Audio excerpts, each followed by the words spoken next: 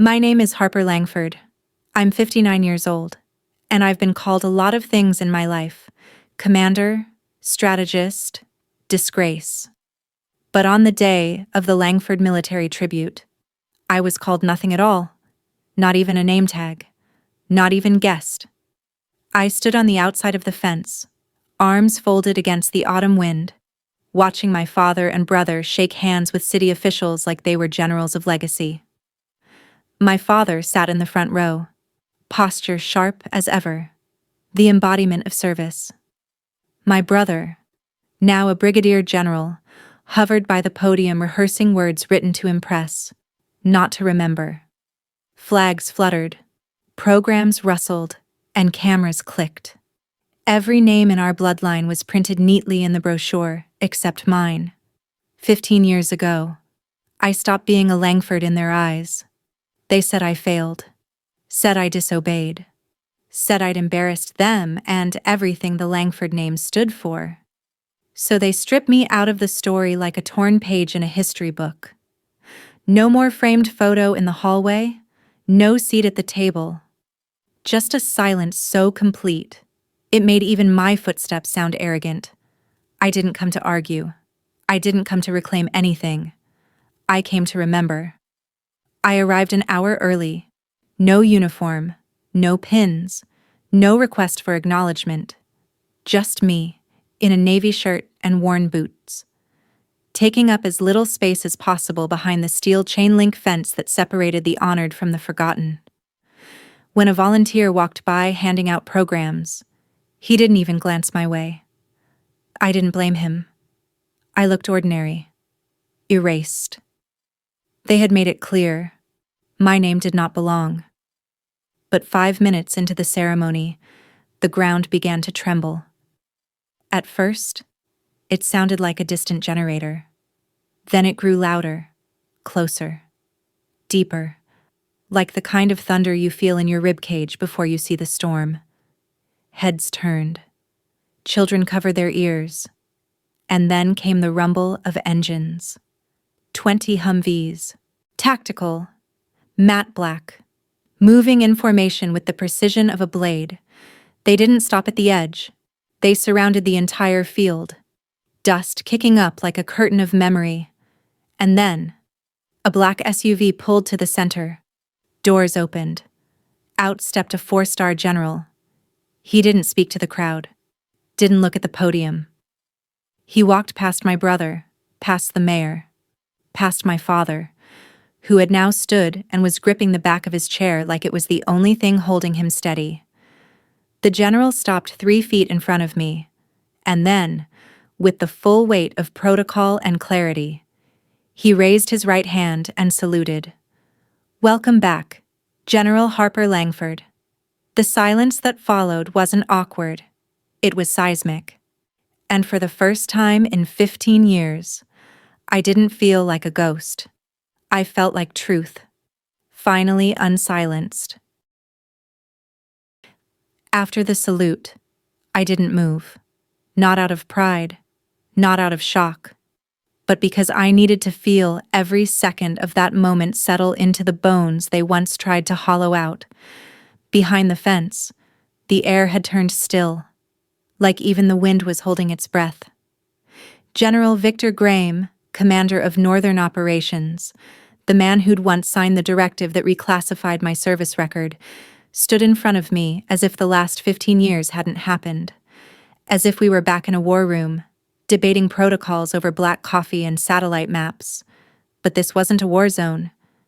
This was Pennsylvania. And the battlefield was memory. He didn't lower his hand until I nodded. Not in salute. Just a nod. Quiet. Simple. Enough. Then he stepped aside. Behind him, the Humvees stood like sentinels, silent but deliberate. 200 soldiers in formal dress uniforms stood at attention. None of them moved. None of them spoke. And every single one of them was looking at me. I stepped forward through the gate. Someone had unlocked it. No one said who. I didn't look at the crowd. Not at the shocked guests, or the school band that had gone still mid-note, or my cousin's daughter frozen with a flag in one hand and a confused stare in the other. I walked slowly, like my boots remembered the weight of ground they hadn't touched in years. With every step, I could feel it, the unease, the calculation, the rewinding of stories they had once believed without question. I wasn't supposed to be here, but neither were the men behind me. When I reached the podium, I didn't take the microphone. I didn't need to. My presence had already broken the script. I stopped beside it, facing the field. I let my eyes drift to the Langford family row. My father was still standing, his knuckles white on the back of his chair, his eyes locked on me, unreadable. My brother hadn't moved. His jaw was clenched. The script in his hand shook slightly. The same hand I once held during thunder when we were kids. They looked like soldiers facing a battlefield they hadn't trained for. And they were right. Because this wasn't about rank. It was about erasure. 15 years ago, I made a decision in Elmina that cost me everything, but not because it was wrong, because it was inconvenient. When I came home, the story was already written. No one asked. No one questioned the gaps. Not my superiors. Not my father. Not even my brother. The first time I realized I'd been erased wasn't from the army. It was at my father's house. There was a wall in the foyer, lined with black and white portraits in brass frames. Generations of Langfords in uniform. World War II. Korea. Vietnam. My uncle's photo in Saigon. My grandfather's bronze star displayed like a crown. My brother's commissioning ceremony, front and center. And for years, mine was there, too. A photo taken the day I made full colonel. My dress blues crisp, jaw tight, eyes clear. It hung just slightly lower than my brother's. Rank order, my father used to say, left to right, oldest to youngest. One time, a neighbor mistook me for a senator. My father laughed and said, "No, she's just ours." But after Elmina, the photo vanished. No announcement, no argument. Just gone. In its place, a watercolor painting of a bald eagle. Symbolic, vague, clean. When I asked about it, once, just once, my father didn't answer. He stared at the TV and said, "Dinner's in the oven." That was it. The conversation never happened. Just like I never had. At first, I thought maybe it was temporary, that he needed time, that they all did. But then came the invitation to my cousin's wedding, addressed to Mr. and Miss Langford and guest. I wasn't the guest. I was the omission. At dinner, my name was never mentioned. When I arrived, someone asked if I was from the VA. I said nothing. Just smiled politely and sat in the back. I was no longer Harper Langford, General, Commander of Northern Command Unit 6. I was just someone who looked vaguely familiar, a family resemblance, faint, faded. And then, 1 year, I stopped receiving invitations altogether. No Christmas card, no Veterans Day message, no phone call when Uncle James died. Nothing. It wasn't exile by force. It was quieter than that. It was erasure by silence. And silence, when repeated enough times, becomes belief. That's how they rewrote me. That's how they made a woman who once led hundreds in the field disappear from a dinner table she helped set. But silence only holds power until someone walks through it. And today, I had walked. The mission brief had called it a sweep. Standard recon on a weapons depot just outside the village of Elmina. Coordinates were verified. Satellite imagery confirmed minimal resistance. The language was clean, predictable, contained. But Elmina wasn't what they said it was. We deployed just after midnight. My team was lean, 12 operatives, trained for silence and speed. We moved under blackout. No lights. No chatter. The village was quiet. Too quiet. The kind of stillness that makes your skin tense before your mind knows why. The building we were assigned to breach was a 2-story structure near the edge of a dried canal. On paper, it was marked as an abandoned munitions storage. The roof had collapsed in one corner. Windows were shattered. A perimeter wall partially caved in. From the outside, it looked like every other ruin we'd passed for the last 6 weeks. But when we entered, everything changed. The first thing I noticed was the chalkboard, still hanging, still smudged with the shape of old numbers. Then the desks, tiny, wood-framed, arranged in perfect rows. Some were overturned, but most remained. Then came the backpacks, faded and sun-bleached, hanging on rusted hooks by the wall. One had a sticker of a cartoon whale. This wasn't a weapons depot. This had been a school. My second in command, Reyes, looked at me and said what we were all thinking. "What the hell is this?" Then someone called from the basement. "Ma'am, we've got movement, multiple, small size, breathing." We moved fast, cleared the staircase. The stench hit halfway down. Sweat, urine, something else, chemical.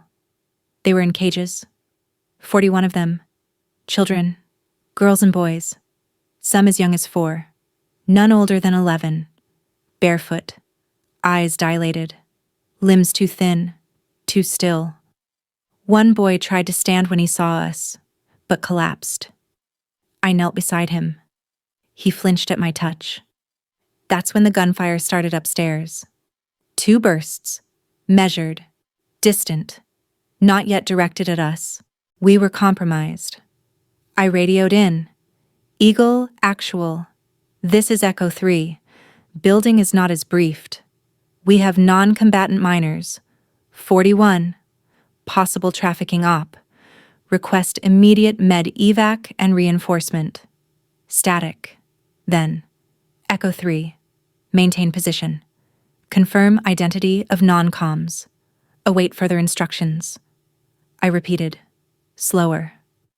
"We have children in cages, some unresponsive. Reinforcements needed. ETA?" The line went dead. Reyes and I exchanged a look. She didn't say it, but I saw it in her eyes. We were on our own. And worse, we weren't supposed to be there. Later, through channels I wasn't meant to access, I learned the truth. Elmina had been flagged as strategically delicate. The group occupying it had ties to a regional militia backed by an allied government. Intelligence analysts had scrubbed the site clean for diplomacy's sake, pulling our drones, redirecting our support, ensuring plausible deniability. That meant those kids weren't collateral. They were part of the trade, a price for silence. And I was now standing in the middle of a lie too large to name. I had 2 choices: wait for orders that wouldn't come, or move. I moved. I split the team. 4 covered the perimeter. 4 secured the staircase. The rest of us carried. We wrapped the smallest ones in blankets, used Kevlar vests to pad their heads, pulled IV lines and opened airway masks from trauma kits we barely used. Reyes found a girl with a fractured ankle and carried her on her back the whole way out. We took fire at the edge of the compound, from rooftops. Not the front. Not obvious. Calculated. Reyes took a hit in the shoulder. Nolan caught shrapnel in the leg. I kept moving. We made it to the pickup zone 7 minutes ahead of the fallback clock. A civilian relief convoy from Médecins Frontières was 30 miles out. I burned the call sign. No protocols. No clearance. Just location and need. They came. Every child lived. No American died. No footage leaked. and none of it made it into the record. 3 days later, I submitted my after-action report. I listed what we saw, what we did, why I didn't wait. And that was the last anyone spoke to me with their eyes open. The reprimand came through a month later. Violation of chain of command. Unauthorized tactical deviation. Review pending. That was the official line. But the message beneath it was clearer. I had embarrassed someone who wore stars they hadn't earned. The mission was sealed. The team reassigned.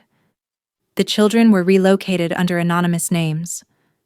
And me, I was told, simply, you will no longer be considered for advancement.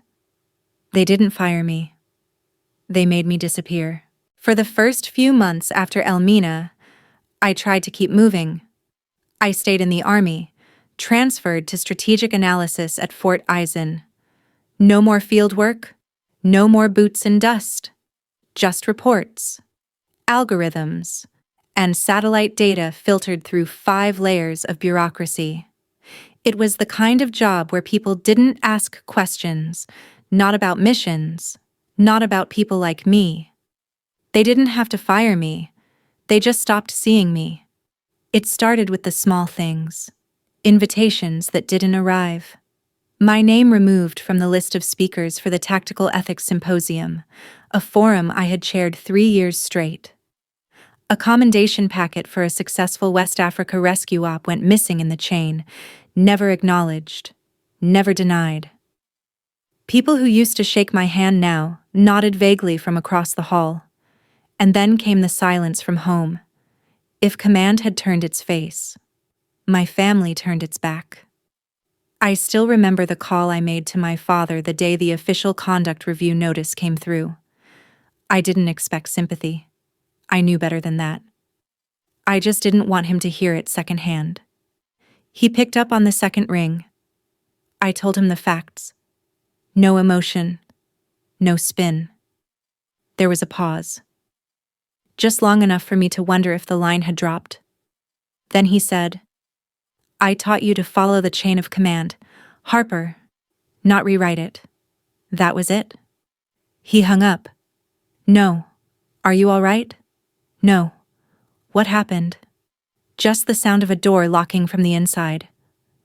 2 weeks later, my name was gone from the Langford military lineage plaque that hung in the hallway outside his study. A brass nameplate replaced it, reserved for future service.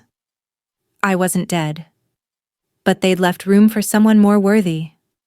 At the next family gathering, Memorial Day cookout, I sat at the far end of the folding table, right next to the cooler and the trash bin. My cousin handed out name tags. Mine just said, Harper. No rank, no title. My brother's, by contrast, read, General Langford, guest of honor. When I raised a toast that evening, quietly, reflexively, to those who had served with integrity, no one raised theirs in return. They were already looking to my brother, waiting for his words. I drank alone. Later, when I offered to help clear dishes, my father didn't look at me. Not once.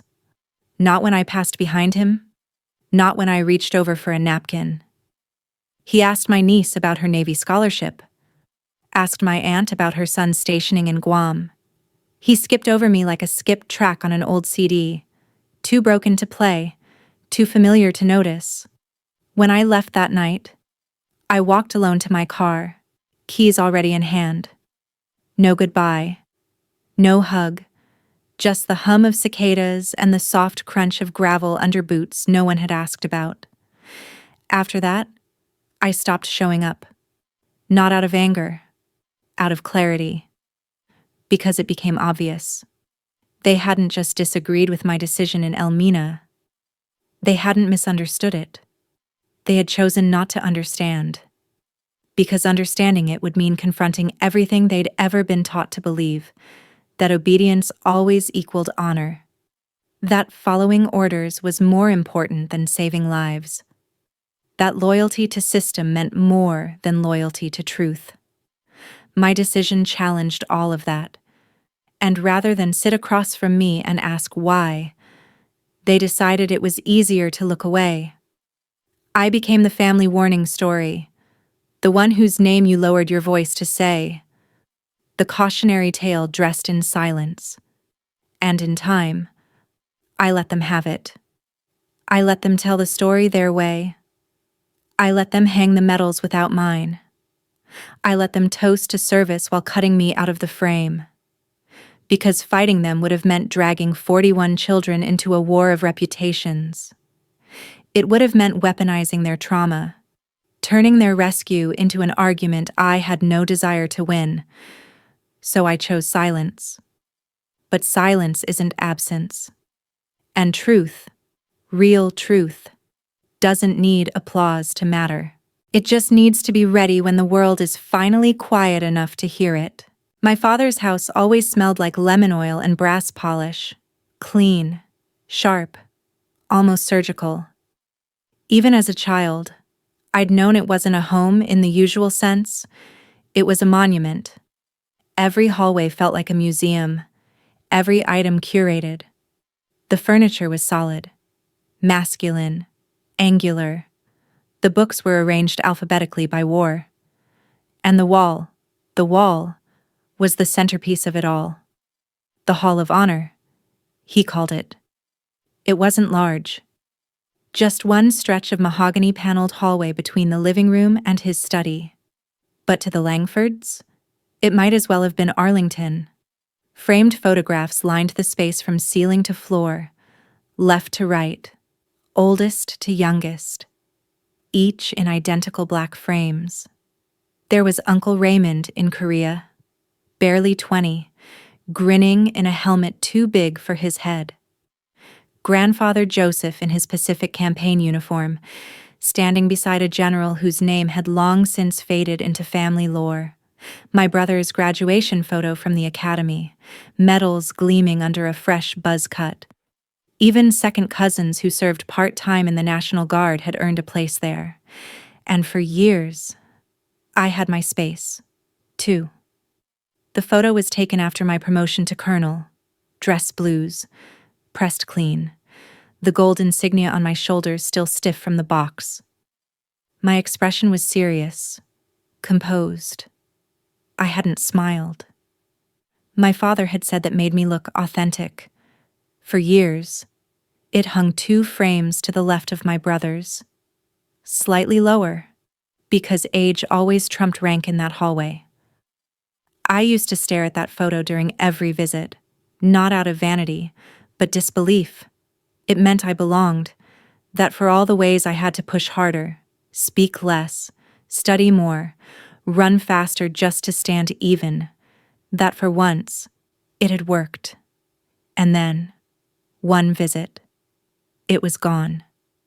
I remember the sound my boots made on the tile as I turned the corner. 12 frames on the left wall, 11 on the right.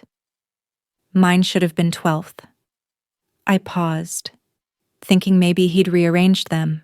Maybe someone had sent it for cleaning. But no, there in the empty spot hung something new. A watercolor painting of an eagle. American, noble, quiet. A stand-in for a name he no longer wanted on display. I didn't ask. Not that time. I simply ran my fingers across the corner of the frame, where mine had once hung. The wall was clean. No outline. No nail mark. Like it had never been there at all. At dinner that night, I tried to meet his eye. He passed the potatoes. Told my brother he should consider writing a memoir before. People forget who you were. He never looked my way. Later, in the kitchen, I stood by the sink rinsing plates. He walked in, poured himself a glass of water, leaned against the counter like always. I opened my mouth to speak, to ask where it had gone, to say it didn't matter if I'd been wrong or right, just that it had mattered. But before I could say anything, he asked if I'd remembered to rotate my car tires. Said, You always wait too long. Then went back into the living room. That night, I lay awake in the guest room, the one with no photos, no books, just a mattress and a lamp.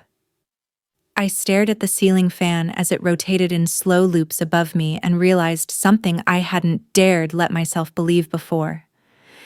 He wasn't waiting for answers. He was already done with me. The next morning, my brother offered to drive me to the station. I declined. We stood awkwardly in the driveway, the air between us full of half-things. Finally, he said, "You know why, right?" "Why what?" I asked. "Why the photo's gone? Why people are quiet?" I said nothing. I wanted to hear it from him. "You disobeyed," he said. "You acted outside the mission. That's not bravery. Harper, that's desertion." He said it like he was reading from a field manual, like I wasn't the sister who had taught him how to shoot, who gave up an overseas position so he could attend ranger school without delay, who once carried him on my back when he sprained his ankle during a snow hike. To him, I wasn't family anymore. I was the footnote they couldn't quote. That night, I went home and sat at my kitchen table, staring at the unopened box that held my medals. I hadn't touched them in years. Not because I was ashamed, but because I didn't know what to do with something that no longer spoke the same language as the people I once wore it for. There's a kind of grief that doesn't announce itself. It doesn't scream or shatter. It just fades. Until one day you realize you're not grieving a loss. You're grieving the fact that no one else noticed you were gone. In the months that followed, I stopped correcting people when they called me Ms. instead of Colonel. I stopped updating my service record on professional directories. I let the uniforms hang untouched in garment bags. They yellowed in silence. At church. People who used to ask about my deployments now asked about the weather. No one mentioned Elmina. No one even said the word Middle East. I had been reclassified in more ways than one, and still, I stayed quiet. Because silence, I thought, was the price of dignity. Because if I had to explain what I did, maybe it wasn't heroic at all.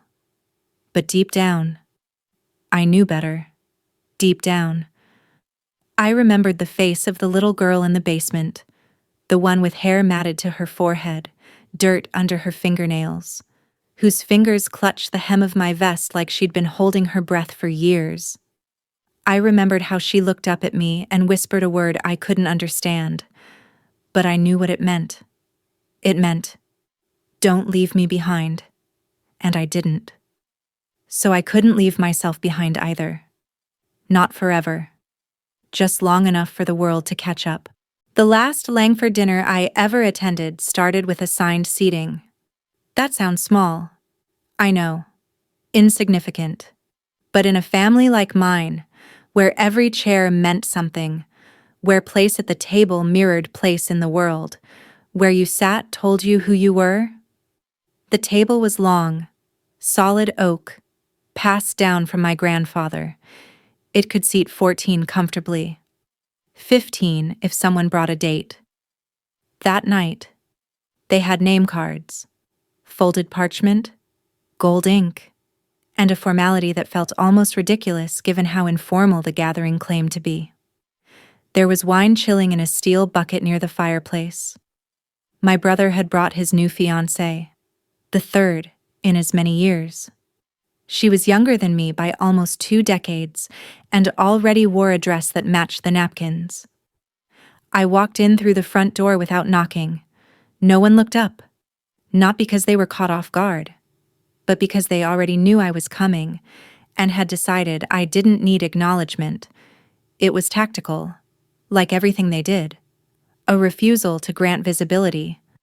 My cousin Rebecca gave a half smile when she handed me the seating chart. She didn't say anything, just pointed at my name. Harper. The card read, no title, no rank, just letters, small and alone. in a script someone had clearly practiced on other names.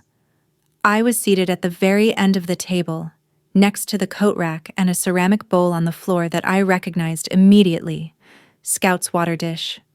Scout, the family's aging retriever, was the only one happy to see me that night. He ambled over, laid his head on my knee, and stayed there until appetizers arrived. Across the table, my brother was center stage. His name card said Brigadier General Langford, in bold, confident script. He was flanked by his fiancée and my father, both beaming at him like he'd come back from saving the Republic. Everyone around him leaned in to hear his latest assignment, his upcoming trip to D.C. The rumor that he might make Major General before 45. Not once did his eyes drift down the length of the table toward me. Not once did he mention the time I gave up my own chance at flag rank so he could take a critical leadership slot. Not once did my father say my name aloud. It was like I had been invited out of obligation, like I was a legacy guest at a wedding where the bride didn't remember why my name was on the list. I smiled when people looked in my direction, reflex more than anything. When my niece asked me what I did these days, I answered simply, consulting. No one asked for details. The first course was brought out by a caterer. Roast duck, cranberry glaze. My place setting had the wrong fork, and the napkin was missing. I didn't say anything. The mistake felt symbolic, appropriate even. At one point, someone made a toast. My cousin raised her glass and said, "To the Langfords who serve and have served." Glasses clinked, eyes glistened. I raised mine, too. But no one noticed. They were already looking toward my brother, who cleared his throat and said something rehearsed about duty and legacy. It was the kind of toast that sounded impressive if you weren't listening too closely. I listened to every word, and I counted how many times the word honor came up. 7. The number of days I spent preparing the Elmina report before it was buried. After dessert, I offered to help clean. No one joined me. They never did. My mother used to say, "You can always tell who was raised with discipline by who stays to clear the table." But she wasn't there anymore. The kitchen was quiet. Scout followed me in and sat near the pantry. I washed the dishes one by one, dried them carefully, stacked them in silence. When I turned, my brother was there. He leaned against the counter, arms folded. "Why are you really here?" he asked. I didn't answer right away. "Family dinner," I said finally. He snorted. "You haven't been to one in 5 years. Wasn't invited? You could have called. So could you." We stood in that cold, white kitchen, 2 Langfords raised to lead, bred for silence, shaped by military precision and parental disappointment. And for a second, I thought maybe, he might say something real, but then he shrugged and said, "You made your bed." I wiped my hands on a towel. "You slept in it." He blinked, caught off guard for once, then recovered, turned to leave. At the door, he said, "You know Dad's not going to change his mind." "I know, and you're not going to be reinstated." "I didn't come for that." He looked back at me, confused. "Then why come at all?" I glanced down at the dish towel in my hand, at Scout sitting patiently beside the pantry. Because I still remember what this place felt like before they started choosing silence over truth, I said. And because I wanted to see if anyone else remembered, too. He didn't reply, just left. Scout patted after him. I stood alone in that kitchen a few minutes longer, just long enough to let the quiet settle. Then I grabbed my coat, walked back through the dining room where the others were laughing, posing for photos, arranging leftovers. No one noticed me leave, not even my father. But as I walked out, I passed by the Hall of Honor. and paused. There, between two frames, was a faint mark. Not quite visible unless you knew to look for it. The outline of where my photo had once hung. The brass eagle painting had been moved. In its place now, nothing. Just bare wall. I reached out and ran my finger across the space. And for the first time in years, I didn't feel shame. I felt certainty. They hadn't replaced me. They just hadn't known what to do with me. And now, they would have to choose again. It began with a form, 2 pages, triple sealed, stamped for internal review only in the top right corner. I found it buried in the Department of Defense's classified archives, one of the few documents I still had access to after they reassigned me to the Strategic Reserve Database team. It had been 15 years since Elmina, 15 years since they told me I had jeopardized international alliances, 15 years since they sealed the operation, stripped the names, buried the truth under layers of diplomacy and shame. But protocols have cracks, and cracks let light in. The form was called a time-bound declassification request, buried under obscure categories: ceremonial access, non-media exhibition, limited visibility clearance, no press, no broadcast, just presence. I stared at the words for a long time. Then I started filling it out. Purpose, acknowledgement of service, scope, 45 minutes of operational disclosure, one-time use, no documentation permitted beyond internal eyes. Location, Bethlehem Veterans Green, Langford Family Military Tribute Ceremony. I didn't tell anyone. Not my father. Not my brother. Not the organizers of the ceremony who had carefully omitted my name from the printed banner titled 3 Generations of Valor. I didn't even tell the department's regional coordinator, who had once quietly apologized to me in a hallway, years ago, without ever saying why. Because this wasn't for them. It was for me. And for the children I carried out of that basement who never got to speak. The request took 6 weeks to process. It went through 4 chains of approval. Every signature required re-verification of my former clearance, my conduct history, my psychological evaluations. A low-level lieutenant called twice to ask whether my presence posed reputational risk to the department. I told her the risk wasn't mine to carry anymore. She didn't call back. Eventually, the final email came. Request approved. Temporary classification override. Time limit, 45 minutes. Access window, October 9th, 09:15, 10:08 EST. No fanfare, no ceremony, just permission to be seen, on record, and, in uniform, exactly once. I folded the letter into quarters and slipped it into a leather-bound notebook I hadn't touched since Syria. I didn't sleep that night. Not from nerves. From clarity. Some truths don't shout. They hum.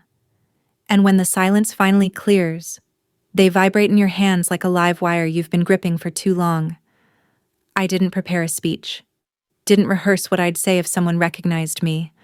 I didn't even take my uniform out of storage. Instead, I booked a one-way train ticket. Penn Station to Bethlehem. Coach seat. Window side. I arrived the night before the ceremony and checked into a roadside motel near the edge of town. The room smelled like pine cleaner and cigarette ash. I liked it. It reminded me of field housing. That night, I didn't dream.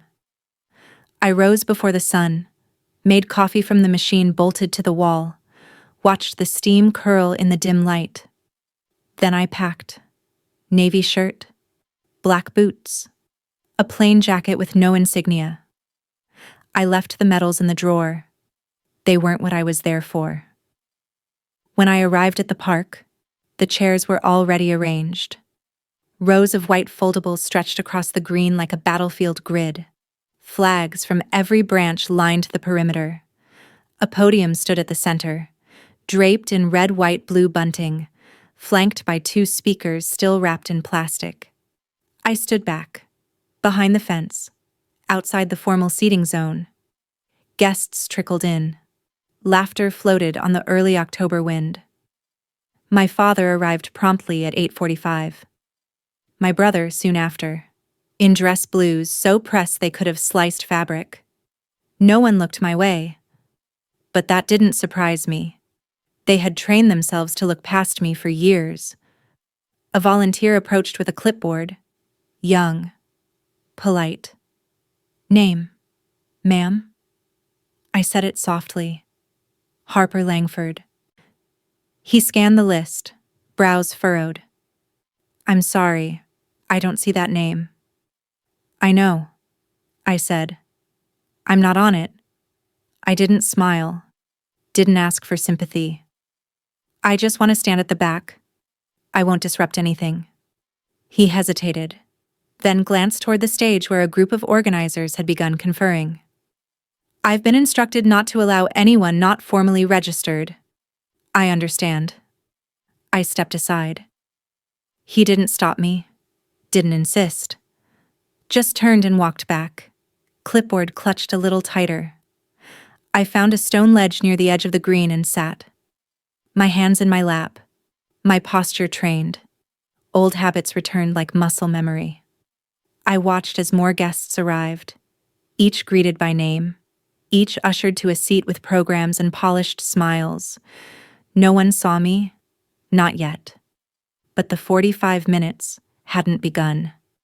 And the truth? It was already on its way. At precisely 9:15, the mayor stepped up to the podium. He was a small man with the confidence of a much taller one, dressed in a navy suit that didn't quite fit and a tie covered in tiny American flags. He cleared his throat and began the invocation with practiced sincerity, thanking the Langford family for their extraordinary, multi-generational commitment to service. I watched from the ledge behind the fence, hands still folded, spine straight, face unreadable. I knew how to be still. I'd spent a career doing it, at checkpoints, in briefings, in backroom meetings where decisions were made before I even entered the room. Stillness can be power, and I wasn't the only one who understood that. The mayor continued, voice carrying easily across the lawn. Next came the reading of names, the Langford Roll of Honor, as they called it. My brother stood behind the podium now, reading from a binder with clean lines and laminated tabs. Each name echoed into the open morning. Great-uncles, grandparents, second cousins. The crowd applauded at each one, their claps polite and rehearsed. My name wasn't read. I didn't expect it to be. But it's a strange thing, hearing your absence spoken aloud. Each syllable skipped was a knife made from memory. My father sat still in the front row, hands clasped, back straight. His jaw clenched, his mouth tight, his eyes never once flicked back toward the fence. The air grew thick with ceremonial rhythm, music swelling, flags unfurled, a high school marching band tuning up off to the side. And then, just as the opening note of the national anthem rose from the brass section, the ground began to hum. It was so subtle at first that no one noticed. The low-frequency vibration that moves not through your ears but through the soles of your feet. The kind that sets dogs barking and birds lifting from trees. The band stopped mid-note. People shifted in their seats. My brother looked up from his notes. The sound grew louder. Then came the engines. 1, 2, 5, 10. More. I didn't look toward the road. I didn't need to. I knew the sound. That low, muscular diesel growl that no civilian vehicle can imitate. A symphony of precision and weight. Tactical, tight, disciplined. Then someone near the podium said it aloud, their voice clipped by disbelief. Are those Humvees? 20 of them. Black. Angular. moving in formation. They turned the corner like a wall of thunder. Dust rose behind them, a curtain drawn back from the past. There were no flags on their hoods, no ceremonial decor, no announcement, just presence. They didn't stop at the edge of the field. They circled it, the entire field. The guests stood, unsure whether to panic or applaud. They did neither. They just watched. The Humvees came to a coordinated stop, engines quieting in unison. From each vehicle, soldiers stepped out, 2 per door. Crisp uniforms, boots in cadence. Not a single one spoke. 200 of them. They formed a corridor down the center aisle, standing shoulder to shoulder. No movement, no breath wasted. A silent barricade of discipline. And then, from the last vehicle, a door opened. Out stepped General Victor Graham, 4 stars on his shoulder, campaign ribbons across his chest like stripes on a battlefield. He looked older than I remembered, but still stood like someone who had never surrendered a day of his life. He didn't acknowledge the mayor. He didn't shake my brother's hand. He didn't salute my father. He walked directly across the field, through the corridor of soldiers, toward the fence, toward me. The silence grew dense, almost physical. Guests turned in their seats. Phones hovered uncertainly, unsure if this was still part of the program or a breach in protocol. I didn't rise to meet him. I waited. He stopped 3 feet in front of me, and then, without a word, he raised his right hand and saluted. Sharp, clean, impeccable. Every movement carried weight. "Welcome back, General Harper Langford," he said, loud, steady, no room for misinterpretation. The silence shattered. Gasps rippled through the crowd. Programs slipped from fingers. A child dropped her miniature flag. One of the brass players let out an audible, "Oh my God." My brother froze at the podium. My father's spine stiffened visibly, his hands gripping the arms of his chair. I stood. Not quickly, not triumphantly, just with purpose. The general lowered his salute. He looked me in the eye. "I've requested your honors be reinstated," he said. "Temporarily declassified. Effective now." He turned to face the stunned audience, lifting his voice. "For those unaware," he said, "this woman served 33 years in the United States Army. She led classified operations in 5 countries. She saved lives in places we are not allowed to name. She held rank when others held fear." He looked back at me. His voice softened slightly, just enough to carry into the soul. "When the system failed, she held the line." Then he stepped aside. And all 200 soldiers behind him, every single one, raised their hands and saluted me in unison. A wave of soundless respect, a corridor of recognition that no speech could manufacture. I didn't cry. I didn't smile. But something inside me, something I hadn't felt in 15 years, shifted. Not vindication, not vengeance, just gravity. Realigned. And that was enough. I didn't see him at first. Not because he wasn't there, but because I was too focused on the general's retreating form, on the ripple in the crowd, on the sudden heaviness of being looked at after so many years of being erased. Then, from the edge of the field, someone began walking. Alone. No uniform. No name tag. Just a gray suit and dusty shoes that looked like they'd carried him across more than just pavement that morning. He couldn't have been more than 25, maybe 26. His hair was neat, dark, but not styled. His shoulders tense, not from arrogance, but from something older, weightier. He held a folded piece of paper in one hand, creased, deliberate. The kind of fold that comes from weeks of being opened and closed. It wasn't until he stepped closer, into the space between soldiers, that I saw the scar above his left eyebrow. A small, curved line like an unfinished comma. It hit me in the chest. Not the way pain hits, the way recognition does. That slow thud of memory rising through the surface. Uninvited, but undeniable. I had seen that face before. Years ago. In a basement with no light, under the stench of sedatives and sweat and silence.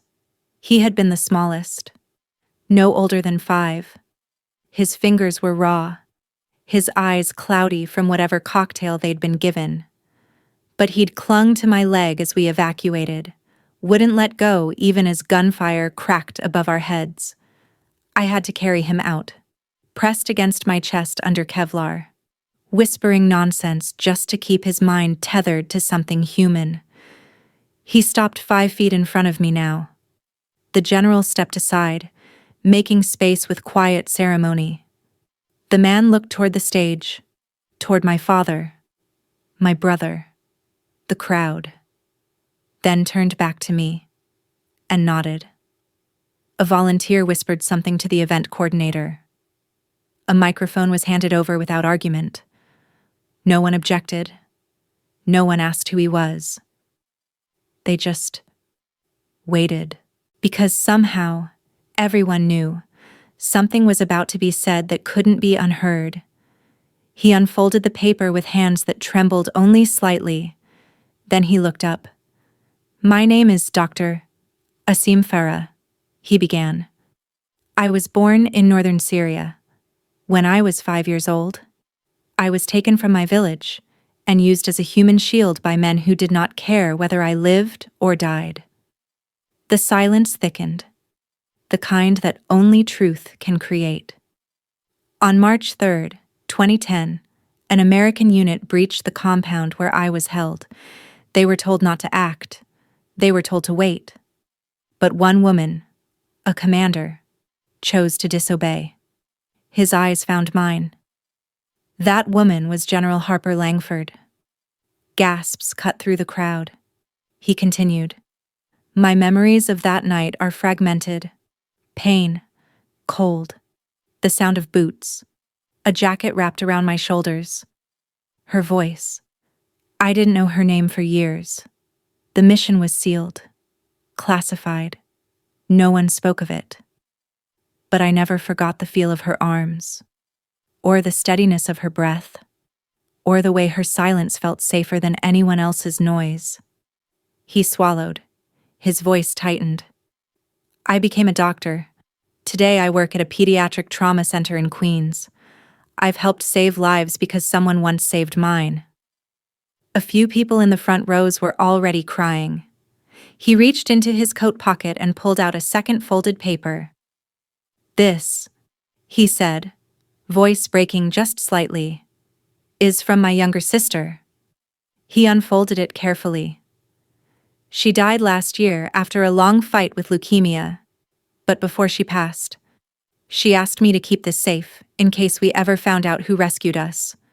He looked at me again. She wanted me to read it. He cleared his throat. To the woman with the strong arms, thank you for being brave when the world wasn't.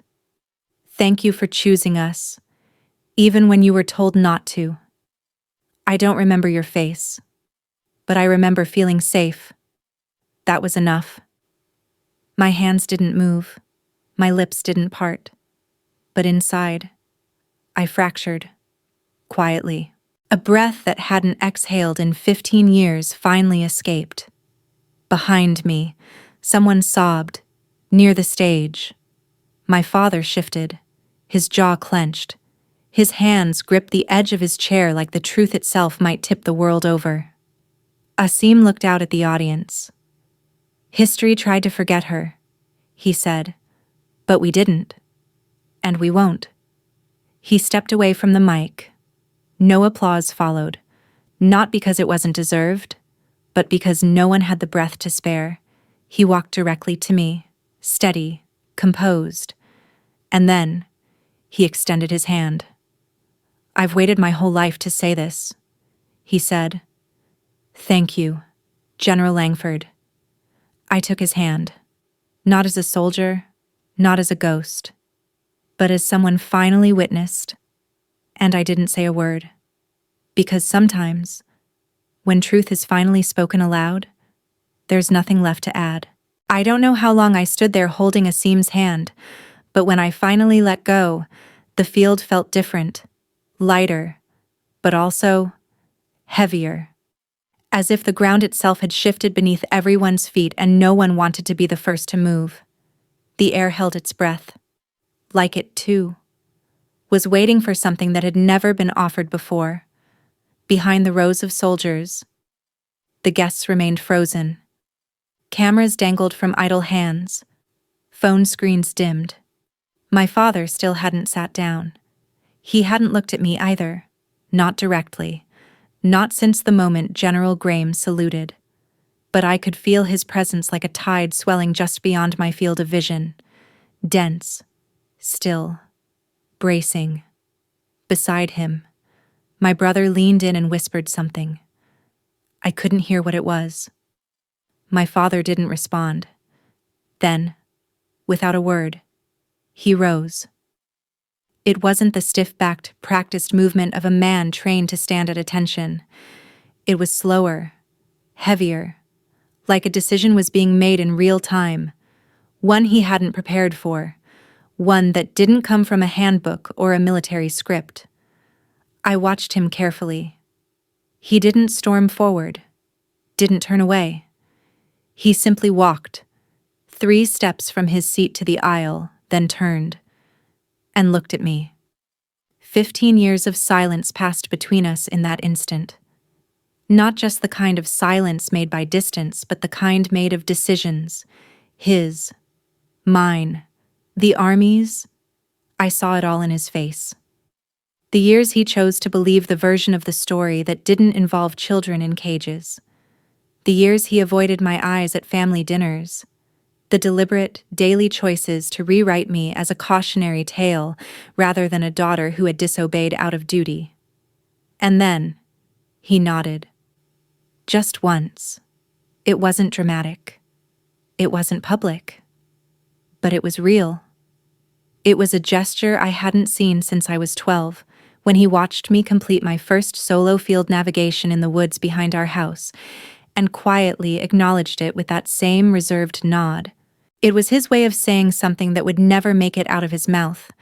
Not, "I'm sorry." Not, "I was wrong." But maybe, just maybe, "I see you now." I didn't return the nod. Not because I couldn't. Because I didn't need to. That moment didn't belong to me. It belonged to him. To the reckoning in his shoulders. To the pride he'd buried so deep, he likely forgot it existed. To the pain he had cloaked in principle.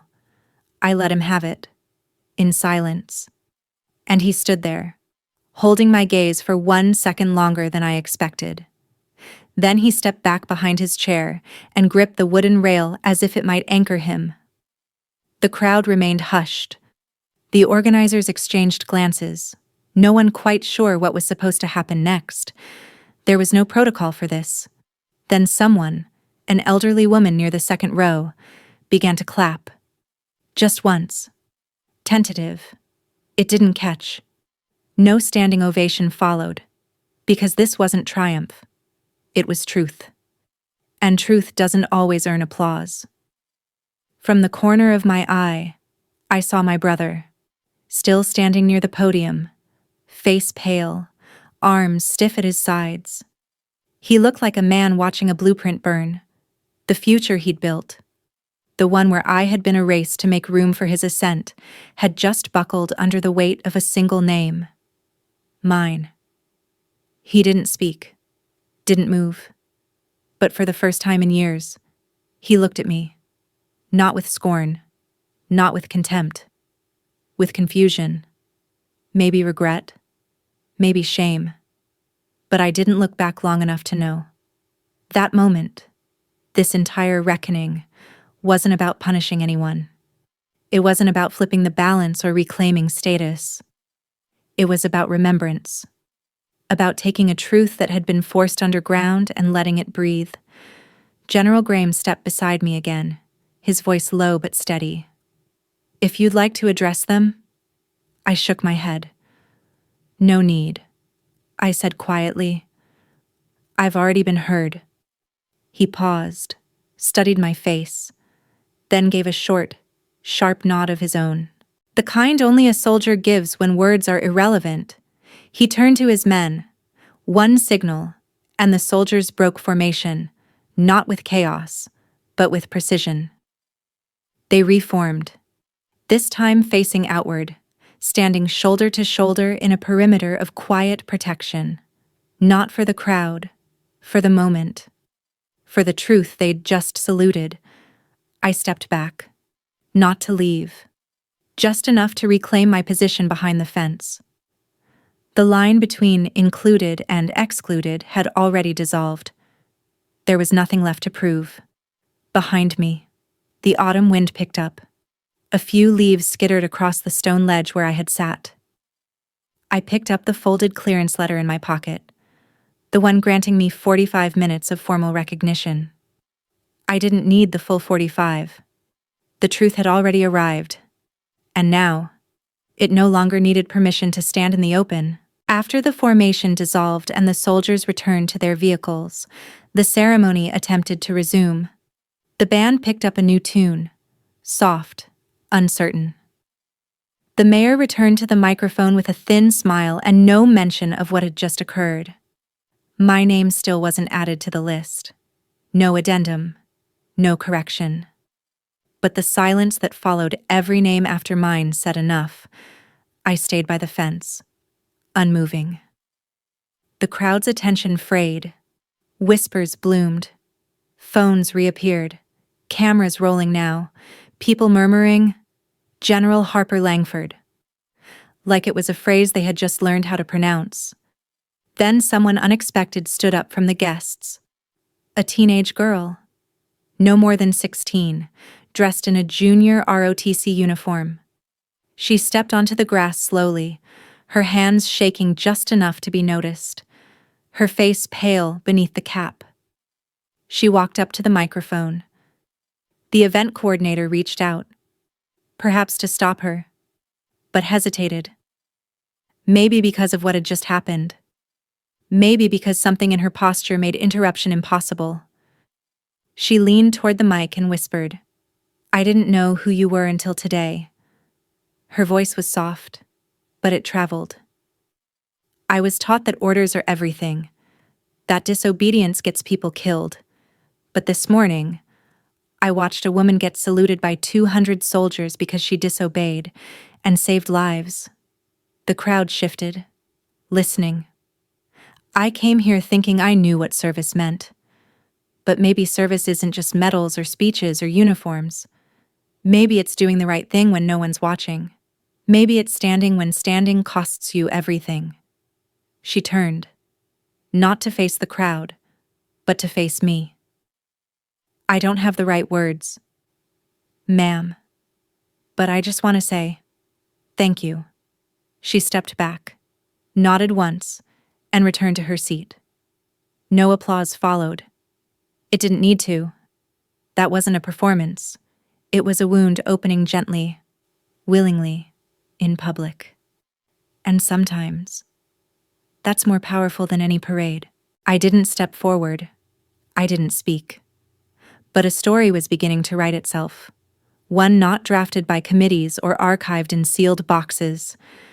The man who once called me a disgrace sat 2 rows behind her, still staring at the space where I'd stood. His jaw clenched, his shoulders rigid, but he didn't leave. And that, in its own way, was a kind of beginning. Later, after the crowd had thinned and the flags were being rolled back into their cases, I stayed behind. The 45-minute window had officially closed, but no one rushed me out. No MP pulled me aside. No paperwork awaited my signature. The general approached again. Slower this time. Less commander. More man. "Why didn't you speak?" he asked. I looked down at the grass, then back at him. Because I've already told the story that mattered, I said. To people who lived it? And the rest of them? I glanced toward the field, now mostly empty.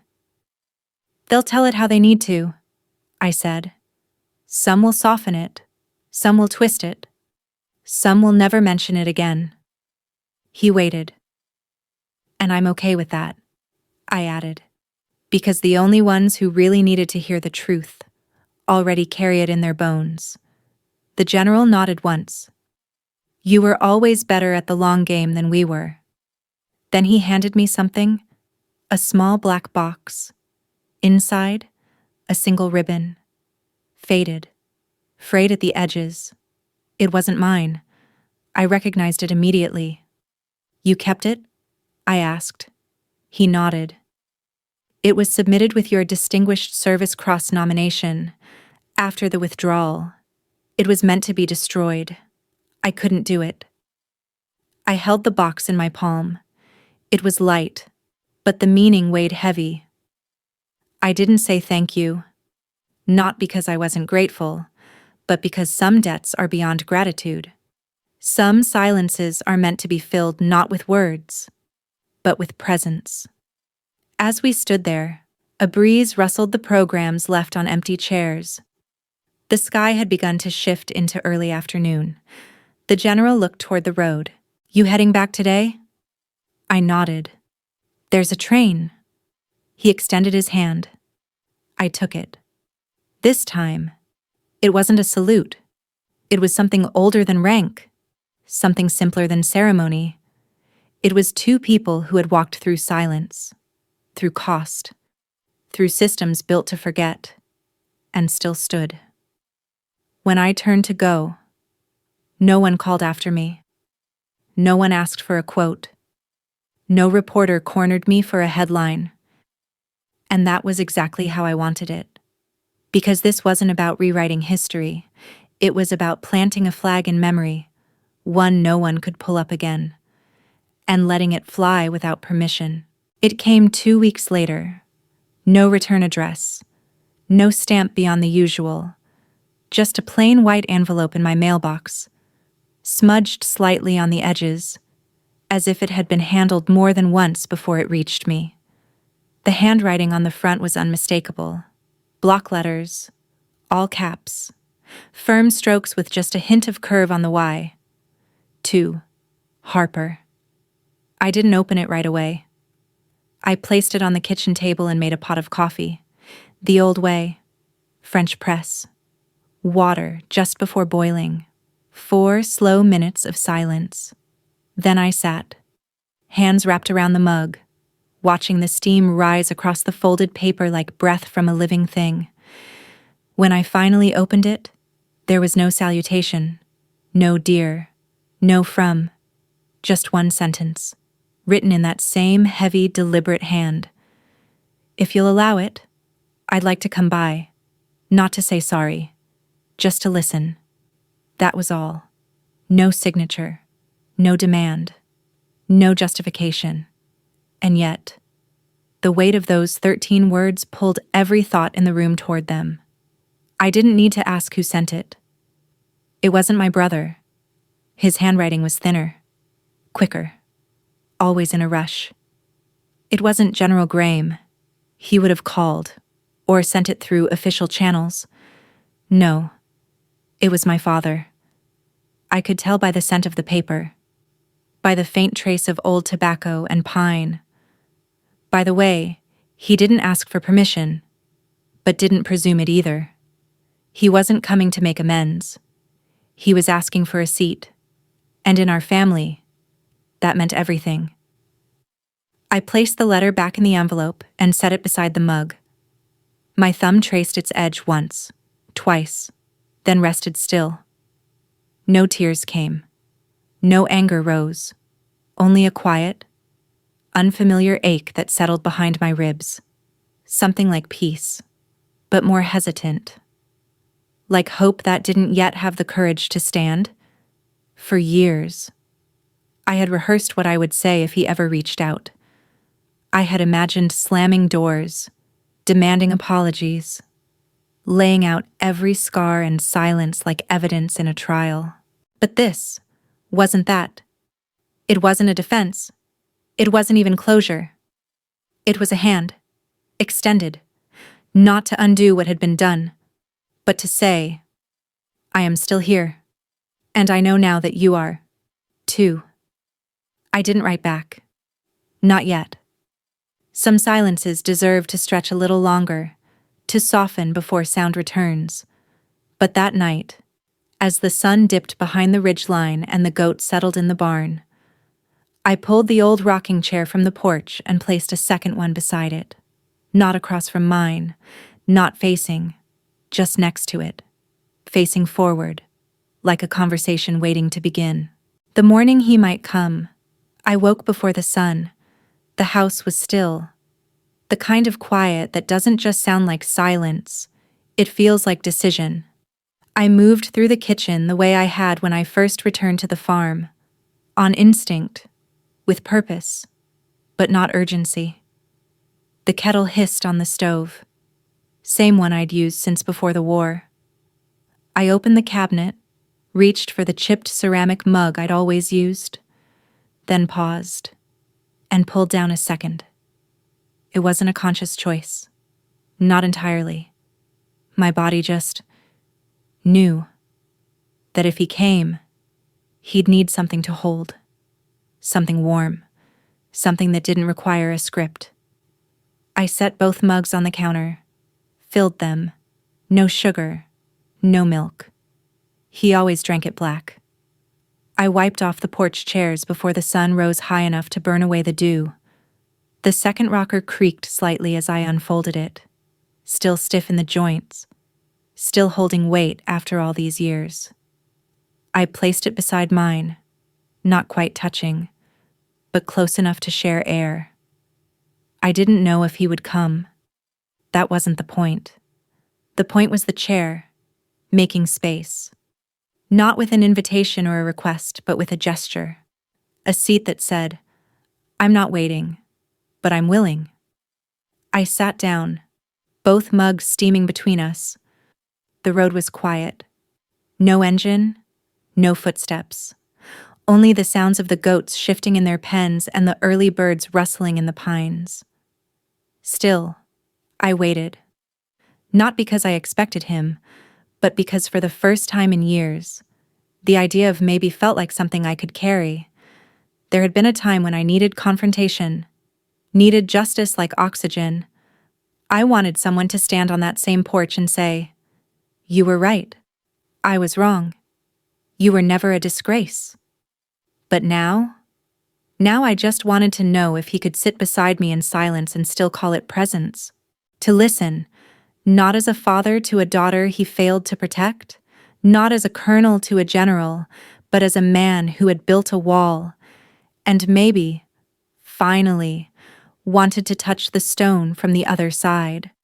The sun broke gently over the ridge, casting long shadows across the gravel path that led from the road to my porch. The second mug still steamed, untouched.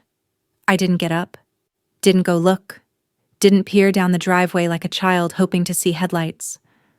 I simply sat, because readiness is its own kind of peace. And if he came, he'd know where to sit. Not to defend himself, not to rewrite anything, but to witness, to be present, to say, without words, I finally stayed. And if he didn't, the chair would still be there, because that, too, was a kind of answer. I've never visited the wall in D.C., not because I don't respect it. I do. I've saluted it from a distance. I've paused before photographs of it in briefing rooms and watched families trace names with trembling fingers. But I've never needed that kind of monument, because I have my own. Mine isn't made of marble. It doesn't carry a spotlight or a velvet rope. It lives in quieter places, in the faces of those children we pulled from the basement, now grown, scattered across the country like seeds in good soil. One's a pediatrician in Queens. 2 are teachers. Another joined the fire department in Chicago. One sent me a postcard once. No return address. Just a drawing of a hand holding a tiny flag, and beneath it, 4 words. I still remember you. That's my wall. A wall of lives that continued. I visited in the mail I sometimes receive from strangers, whose names I don't recognize, but whose stories echo mine. In a hospital hallway where I passed a nurse with a scar I couldn't place, until she smiled and said, "You gave me your jacket." In the invitation I got last year to a wedding in New Hampshire, bride, Lena Farah, occupation, behavioral therapist. I didn't go, but I kept the envelope. And when I stood alone in the annex that morning, before any cameras, before any flags, before any generals, I slipped that envelope into my inside jacket pocket, folded against my heart, not as armor, as proof. Proof that the silence didn't erase me. That memory has its own language, and the people who carry it don't need to speak it out loud. Because remembrance, in its purest form, doesn't always live in names carved in stone.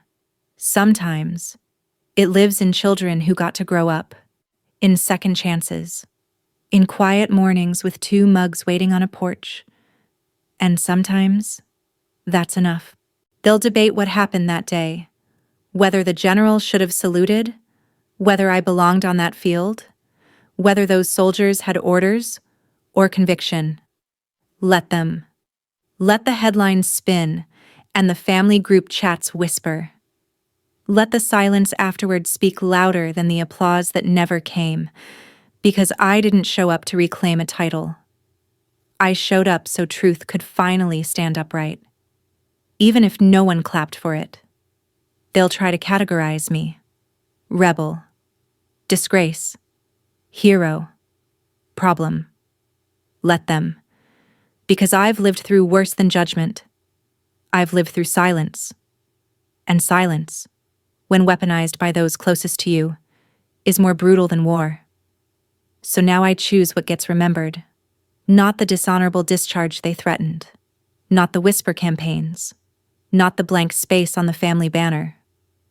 I remember a 5-year-old boy who once clung to my chest through gunfire and stood tall on that grass years later with a medical degree and a folded letter from his sister. I remember 2 mugs on a porch, one mine, one waiting.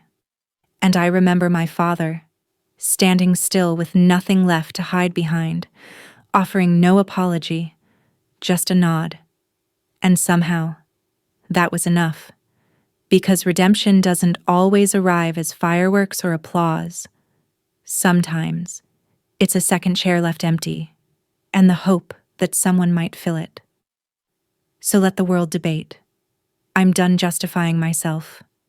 I served. I stayed. And when the truth came looking for air, I didn't flinch. The rest is noise.